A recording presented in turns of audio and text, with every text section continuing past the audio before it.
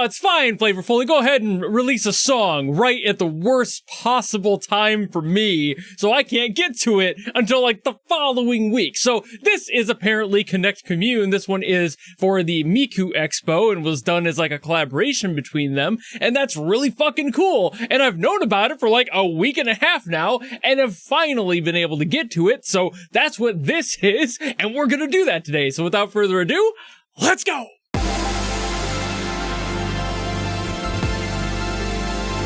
What in the Super Nintendo is going on here?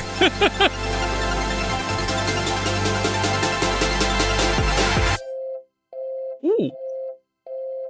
Hey, the visuals on point. Very on point. Straight up and dash it closer while you're laying it down. And just like magic, yes, the sky hides the view. Oh, it connected me to you. It's true. One time is right. And all the world can be reflected in your face. I mean, I didn't expect anything less than a banger. And also, I love this Miku design. She's adorable.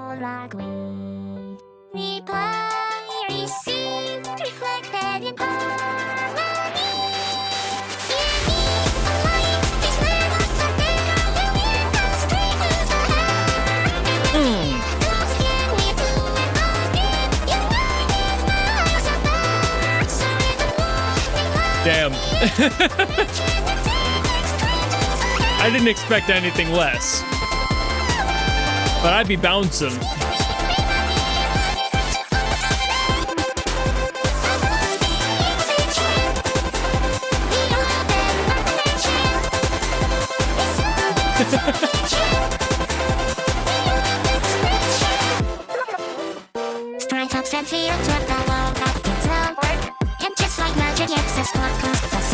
I'm loving the Frutiger Arrow style. It's one of my personal favorites. I love this aesthetic. It's a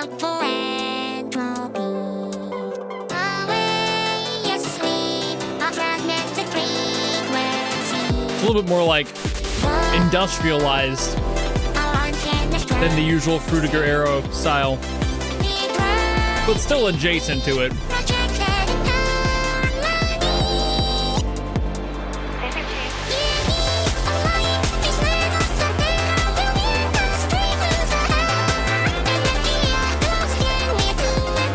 I mean,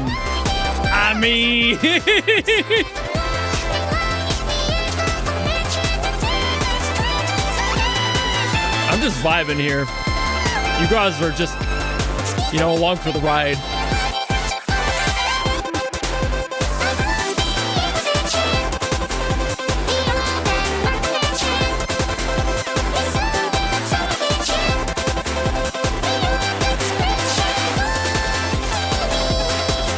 So this is the effort they put in when they're asked to do an official project.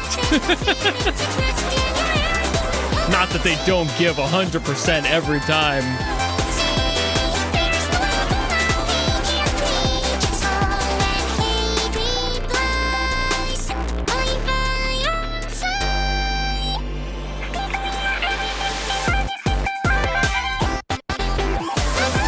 You know, maybe it's not really like Frutiger Arrow as much, it's borrowing from that. Maybe it's a little just general Y2K visuals.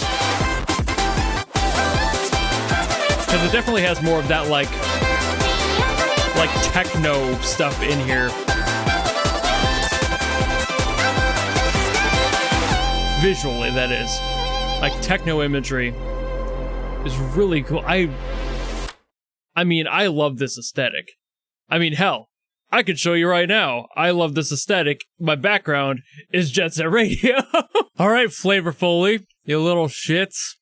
You're doing a lot of symbolism in this one. I love it. I love it. It's so much fun. Okay, so music theory time. Yay! So there's a bunch of stuff talking about connection in this song. Obviously, that's the whole theme of the music. But tell me why they were like, you know what, let's do this a little bit further. Let's go a little bit farther and write the whole song in the key of C and make it the Royal Road. That, for those who don't know what that is, the Royal Road is basically one of the most famous chord progressions ever. And it's not like it's a one-trick pony or anything. There's many variants to it. I think I literally just yesterday did another video on another song that utilizes the Royal Road. It's really popular for stuff like anime intros, for example. It's just one of those things, right? But this song doesn't use like the standard variation of it. It just uses the key of C, which of course you're going to be playing in the same key. You're going to have the same chords available in the same ways. You're going to get the same voicings. So it's going to be pretty similar. This isn't exactly a one-to-one Royal Road, but what it is a hilarious parallel given everything else about the song being so much about connection and driving that home even further to the point of having the key of C and the Royal Road being even a thought that probably went through their heads like, ooh, how do we do this?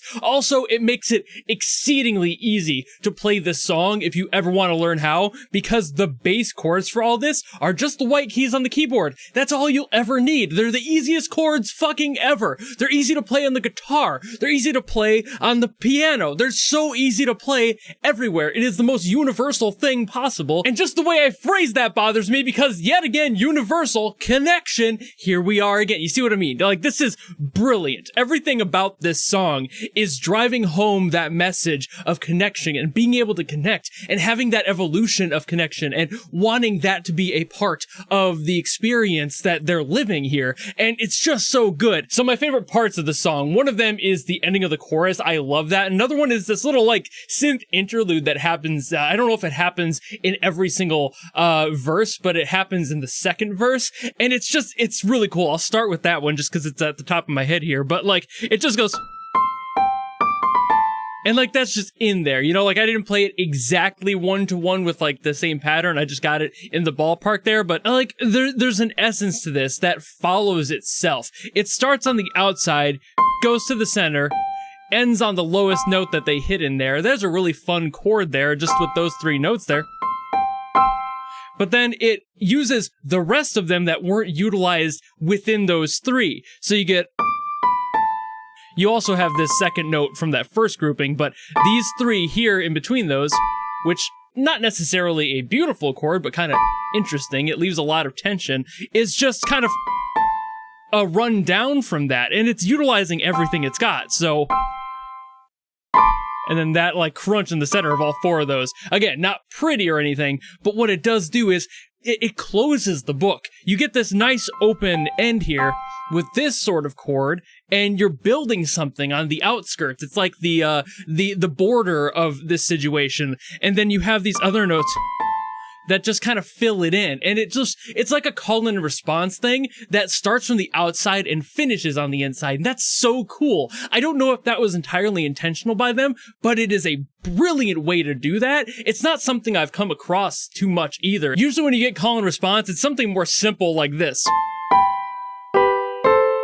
And it just kind of bounces back up, but it utilizes the exact same notes. It's rare you hear something like this, at least in my experience, where it starts on the outside and then utilizes what was missing inside to complete the whole story there. It's just a really nice way to do that, and again, kind of has a little bit of a parallel with the whole connection message here, so it's just really fucking cool. But then there's another grouping in here that I love at the end of the chorus, and it's just so good the way that they end this. There's a few ways to voice this, which is why it makes it so interesting, because you're in the key of C. Anything you do on the white keys is going to sound good in this song, basically anywhere. Doesn't really matter what it is.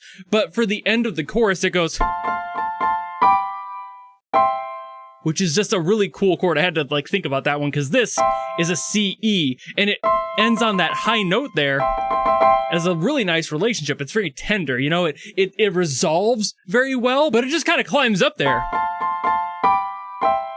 And it, again, ends on that really nice note there, because that's one of the ones we started on with that first chord, the F, the G, and then this C-E relationship here. This, by the way, I've been calling it a C-E. That's a slash chord, a C-E slash chord, which basically takes a bass note or a note from a different chord next to the one that you're playing and borrows one piece of it to make it a slash chord. You're kind of just, you know, forming two into one. You're melding them into the same thing. But what's interesting about this is that it might not be this, and if you move the middle finger over, you get an A minor E. It's a very similar sound, obviously, but if you finish off the song like that, it kind of makes it a little bit sadder, which again could be in part to what the song is talking about. Maybe they switch these up because one verse might want to end a little bit more like sad and kind of talking more about like the distance more than the connections being had there. Maybe that's just what they decided to do. There also is another potential here, and I don't think that this one is actually being done. I just want to show you something cool that's happening because this is done in the key of C from what I could tell. So this chord here would not be utilized. This F minor, you know, again, you kind of end on this. Adds a little bit of tension there before you like end it out and you resolve it and it feels a little bit more happy at the end there. But having that F minor in there is a really interesting potential of what it could be. There also is another potential here that would fit within the key, but I think it adds a little bit too much sadness to the song, where it could go F, F, F, F, G, down to the A minor. And again, that does fit within the key, but I feel like that ends a lot more sour than just going, which, again, you gotta end on that note there. That's really important to me. It just sounds like it's there. But that's also one of the most fun and interesting things about this song being in the key of C and having all those options, is that there are so many variants you could do. You could even just go through here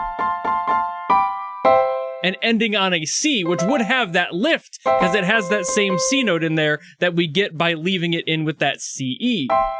But again, it just feels a little bit more bright and a little bit more full with that variation, so I'm assuming that that's the one. Point aside, though, this is a song that is not only easy to learn, but super fun to learn if you really want to. And again, just the key of C. It is the most flexible possible thing, and I love that they decided to lean into that, probably for the fact that it has the C for connection, as well as having all of these connections within it, and the ability just to flex wherever you need to go. It's just so interesting. Music theory-wise, it is a brilliant song. It's a little bit simple in some ways, but that's exactly the glory of this key and this sort of progression. The Royal Road, for example, it's one of the most famous progressions out there. I said that earlier because it's true. Everyone uses it. It is so fucking functional. But back on stuff in the song itself, and I guess more in the visuals for this one, but I also loved how they had the voices of other Vocaloid characters in there, just like to bring the family together. I thought that was really fucking cool. I love seeing those characters you never get to hear from, like Kaito and Luca. You never get to see those guys around. It's just like, come on! You know, like, Mako, really? You're in here?